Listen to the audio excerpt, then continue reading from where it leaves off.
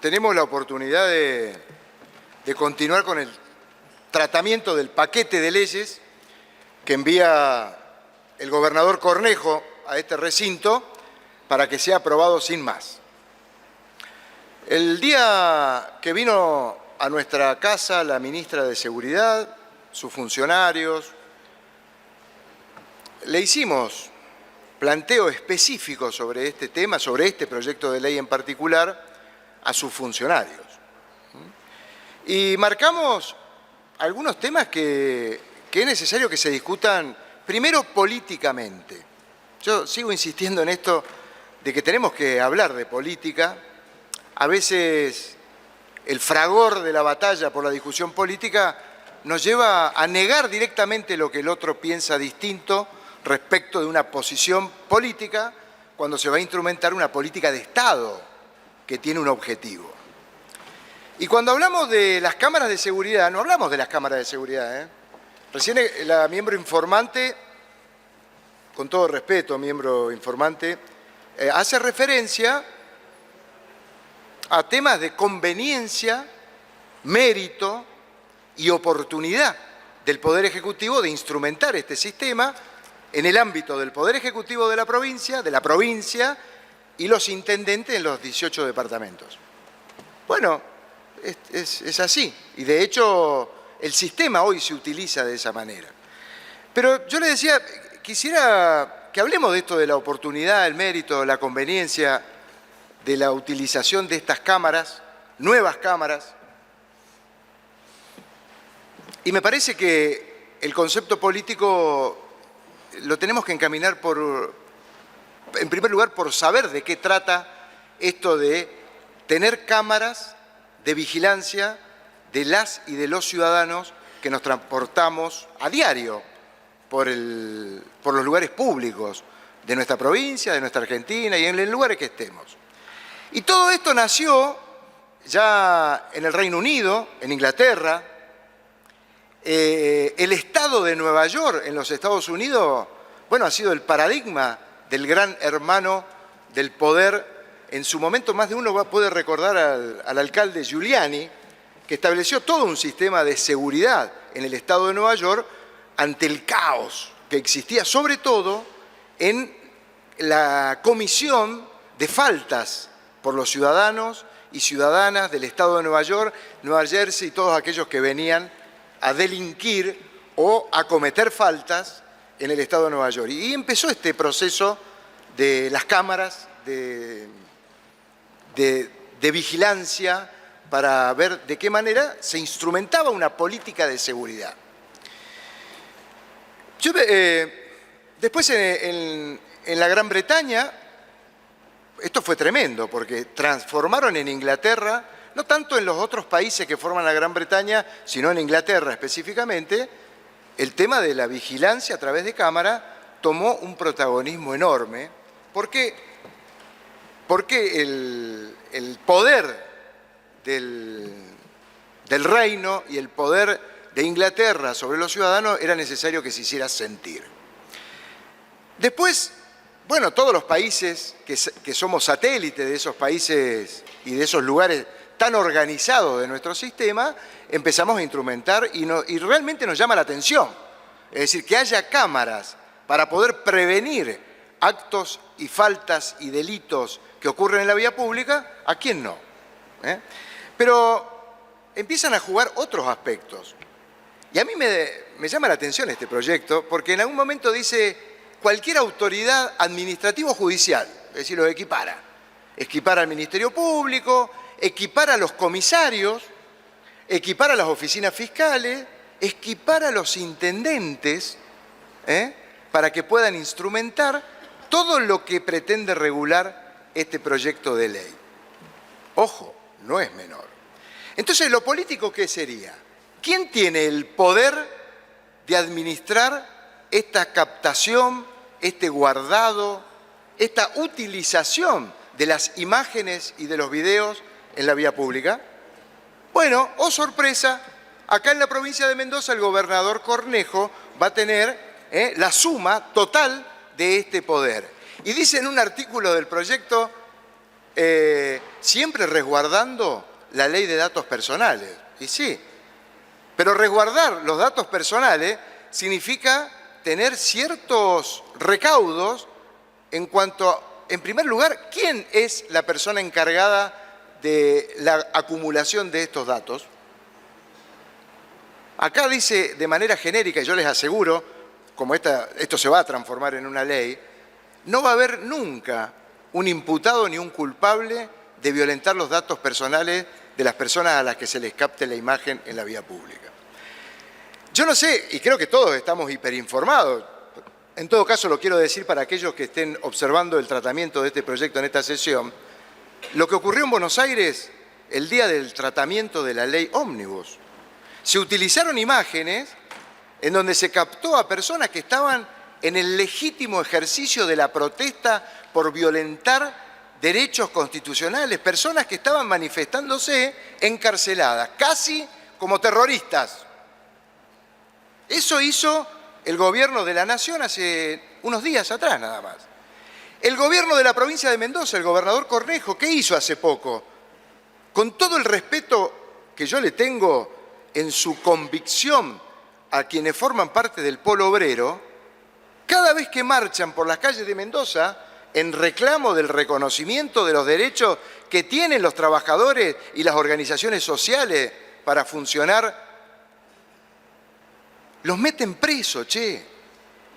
Y no solo los meten presos, los meten en celdas de presos comunes ahí en la seccional segunda, en la seccional primera. ¿Y saben cómo los encarcelan?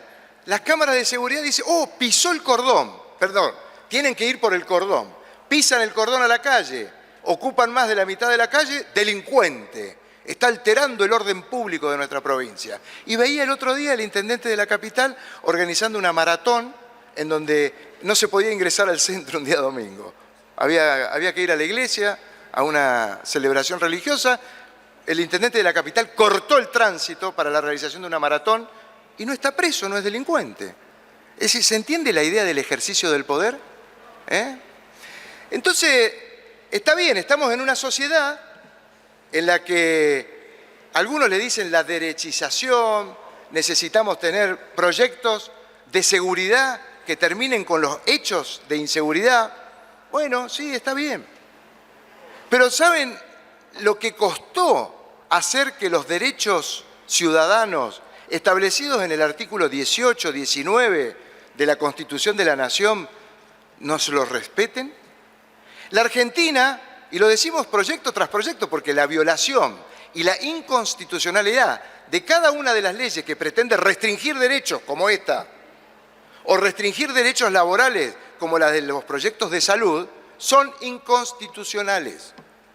¿Y por qué? Porque la Argentina tiene aprobados la participación y son ley de la nación, por lo que dispone el artículo 75, inciso 22, 23 de la Constitución de la Nación, que los tratados de derechos humanos tratan sobre estos temas.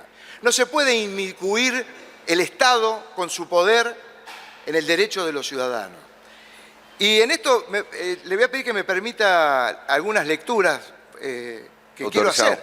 Porque, ¿por qué digo que es inconstitucional? Bien, en primer lugar, el artículo 18 y el artículo 19 de la Constitución. ¿Qué dice el artículo 19?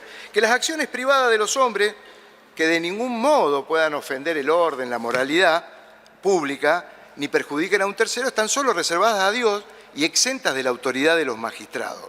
Y ningún habitante de la nación será obligado a hacer lo que no manda la ley, ni privado de lo que ella no prohíbe.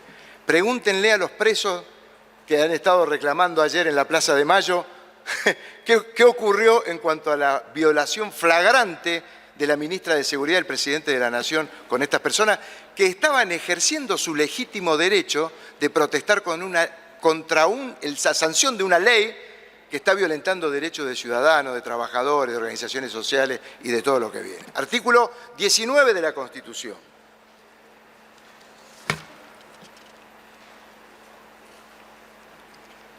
El gobernador Cornejo, yo he sido testigo de cómo ha obligado a la policía de Mendoza a poner retenes en las puertas de las escuelas cuando el sindicato de la Unión de los Trabajadores de la Educación, SUTE, estaban haciendo un paro en protesta legítima porque los salarios eran paupérrimos. Pero para este gobernador eso era un delito lo que estaba ocurriendo, porque los maestros estaban rebelándose y estaban haciendo una huelga, un paro, peleando por sus legítimos derechos de trabajador. El polo obrero, vuelvo a repetirlo, he ido personalmente a la cárcel de la seccional primera. Y le digo la cárcel porque da asco el baño, da asco la comida que le dan a los detenidos. Es decir, tener presos políticos por ejercer el legítimo derecho de la protesta es una barbaridad. Y estas cámaras, esta captación es la prueba que necesita el gobernador para encarcelar a estas personas. Vean los expedientes judiciales, son públicos. Entonces, decía el artículo 19, ¿qué dice el proyecto este que estamos tratando? Dice, la utilización de videocámara y de los sistemas se justificará a los efectos de contribuir a la convivencia ciudadana pacífica y el orden público. ¿No tienen otra manera, de establecer la conciencia ciudadana, la paz, que no sea filmando a las personas? Porque quien utilice la filmación la va a poder utilizar para cualquiera de los fines, no solo de aquel que comete un delito, sino de aquel que esté presente o, en vez de pisar el cordón de la vereda, cruzó la mitad de la calle. Ojo, eso lo van a poder hacer. Y va a ser un delincuente. De hecho, en el Código de Falta aprobado en esta legislatura, la persona que protesta y pisa más de la mitad de la calle es un delincuente. Es jodido, ¿eh? Lo digo en estos términos para que se entienda. Después, dice, y no se considerarán intromisiones ilegítimas en el derecho de honor a la intimidad y a la propia imagen. ¿Qué es eso? Eso no es nada. Es decir, todo esto que dice la ley está todo para justificar el hecho de poner la cámara para obtener la prueba y encarcelar a las personas que al gobernador no le interesen. Y también a los intendentes en donde se estén haciendo las movilizaciones y puedan denunciar a las personas con las cámaras que instrumente un intendente y su consejo deliberante para decir, che, aquello no me gusta la cara, están cometiendo un delito. Señor fiscal, fuerte, che. Después, el responsable. Lo preguntamos en la comisión. Vino un especialista a quien yo le tengo todo el respeto, en lo personal y en lo profesional, pero no supo responder. ¿Quién va a guardar las imágenes y los videos que se capten en la vía pública de nosotros como ciudadanos? ¿Quién? Nombre, apellido, DNI. Organismo independiente. Pero tiene que haber alguien designado que pueda ir imputado a la justicia por la mala utilización de ese elemento que va a servir como prueba para encarcelar personas, para extorsionarla y para muchos fines que más de uno sabe de qué estoy hablando. Difícil. El plazo de los 30 días. Yo para que se entienda, en una época de lo analógico se utilizaban los discos duros que son, lo máximo que se ha llegado es 1 tera, 2 tera de megabytes de archivo y sí, no se podían conservar mucho tiempo. Pero ya eso no existe más, es tecnología retrógrada, vieja. Para el archivo de las imágenes y de los datos se utilizan servidores que están en otro sistema. Estamos todos escuchando hablar de la inteligencia artificial y su incidencia en el sistema legal, en el sistema de la vida diaria y cotidiana de nosotros. ¿Sabe lo que puede hacer una inteligencia artificial con la información que se pueda recuperar por los funcionarios del Estado que no tienen un responsable? Pueden hacer desastre. Les sugiero, esto es de fantasía, pero ocurre, porque la inteligencia artificial va en ese camino. Vean la película de Misión Imposible de Tom Cruise, la última. Y no es una barbaridad, no es fantasía. Eso es la inteligencia artificial. Sí, ríanse. Sí, ríase, diputado, porque ¿sabe qué pasa? Que esa risa es la que está avalando el talero con el que usted hoy va a votar esta ley, que es inconstitucional. Entonces, yo decía que quería leer algunas cosas, y antes de dar los argumentos legales por la inconstitucionalidad, hay una... Lo ubican a Michel Foucault, ¿no? No por el péndulo de Foucault, sino cuando hablamos de Michel Foucault, tiene un libro muy interesante. Sí, no importa, diputada. Usted no se haga problema que yo me entiendo. Y estos son los argumentos que van a servir para la declaración de la inconstitucionalidad. Michel Foucault, en una revista ética, hay un periodista que se llama Iñaki Domínguez, a quien le sugiero leerlo, ¿no? Porque a su vez tiene remisión a otros libros que hablan sobre estos temas. El libro se llama Vigilar y Castigar. Y la existencia del panóptico. ¿El panóptico qué es? Es un punto en las cárceles del siglo XIX donde el tipo que vigila puede ver todos los puntos, toda la celda, todas las personas que se mantienen bajo control del encarcelamiento por parte de quien tiene el poder de encarcelar a una persona. Ojo, todo, portarse bien, bueno, cuidado. Ese es el panóptico del siglo XIX. En este siglo XXI, con la inteligencia artificial, cada cámara, cada captación de imagen y de video es el punto del panóptico que va a tener el gobernador o los intendentes que pretendan utilizar este proyecto de ley. Es decir, el control social que estamos avalando con todo este tipo de leyes sin discusión, porque si hubiere discusión y se pudiera tratar el fondo del asunto de quiénes son los responsables de la utilización de esta información, podríamos estar conversando de que la idea es prevenir. Pero acá nada de esto es prevenir. Esto es ir directamente en favor de que el gobernador de la provincia tenga todo el poder para apretar y para sancionar a aquellos que no le gustan. Y para terminar, quiero hablar de 3 casos en una breve exposición, en donde hay un caso en Estados Unidos que lo trató la Corte Suprema de Estados Unidos, que es el caso United States versus Cuevas Pérez. Es fácil de encontrar, lo pueden googlear. El tipo, en un proceso penal, le habían instalado un sistema de videovigilancia en la casa y en los lugares que frecuentaba y un GPS en el auto, sin autorización judicial. ¿Quién lo había hecho? Con autorización administrativa, como lo prevé esta ley. Entonces, ¿en qué terminó eso? Que la Corte de Estados Unidos le dijo, paren, eso no se puede utilizar. Y eso es uno de los argumentos centrales de las inconstitucionalidades que se van a poder presentar al momento que pretendan hacer valer las imágenes en los lugares públicos cuando sean autorizados por autoridad administrativa y aún por autoridad judicial. Y en la Argentina hay 2 casos de la Corte Suprema de la Nación. Uno de ellos es el caso Alavi y el otro caso el caso 40. Yo para que nos vayamos metiendo en tema, es decir, esto no es nuevo, no lo estoy diciendo yo. El caso 40 es una interpretación que hace la Corte Suprema de la Nación sobre lo extensivo de las disposiciones constitucionales operativas del artículo 18 de la Constitución Nacional. Esto es inconstitucional, por donde lo mire.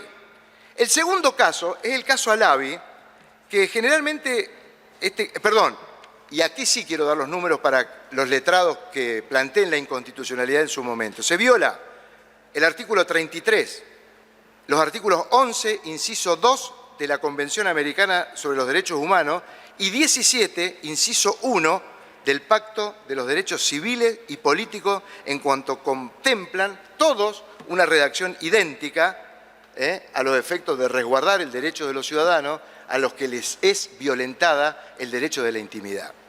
Y el caso Alavi es un caso que alcanza la interpretación de los artículos 18 y 19 de la Constitución de la Nación. Es conocido este caso porque fue el que habilitó el ejercicio de las acciones colectivas. Pero acá lo que era un abogado, así cortito, es un abogado al que el juez la autoridad administrativa le quería hacer decir algunas cosas relacionadas con su cliente, es decir, con las escuchas telefónicas. La Corte le dijo, mire, estas cosas no funcionan, porque cuando hablamos de escuchas telefónicas, hablamos de la violación del domicilio, de la violación de los derechos a la intimidad de la persona, en la faz privada o en la faz pública. Entonces, esta intervención que se pretende con este proyecto es tremenda. Y la última, en relación a las cámaras, esto es lo mismo que con los alcoholímetros de la semana pasada. Las cámaras no están habilitadas por el sistema del INTI para tener valor legal. Por eso es que se puede pedir la declaración inconstitucional y nula de cualquier acta que pretenda hacer valer una filmación de cualquier cámara existente en la provincia o en los municipios, y ni qué hablar de las cámaras privadas que capten imágenes y videos. Creo que los motivos son enormes. Probablemente he hecho una exposición desordenada entre lo político, lo técnico y lo legal, o lo técnico-legal. Pero lo que queda claro es que este es uno de los 11 leyes en las que se le pretende dar este poder al gobernador de la provincia, y no estoy hablando del proceso de los juicios por jurado, sino de estas leyes que tienen como objetivo cargar de herramientas al Poder Ejecutivo para poder gobernar con este abuso de poder que tiene el gobernador Cornejo de tener cooptada la justicia, el Ministerio Público, los entes de control, el Consejo de la Magistratura que designa a los jueces y todas y cada una, la Suprema Corte de Justicia con la mayoría de los miembros, en donde cualquiera de los planteos, evidentemente, no se van a resolver en Mendoza, sino que esas inconstitucionalidades tendrán que ser resueltas o en la Corte Suprema de la Nación o en la Corte Interamericana de los Derechos Humanos. Por eso, desde el bloque de los consumidores y ciudadanos y del Partido Protectora, el voto es negativo para este proyecto que viene del gobernador Cornejo. Tiene la palabra el diputado Ramón. Para dejar nota de mi voto negativo en cada uno de los artículos en particular. Dejamos constancia por secretaría.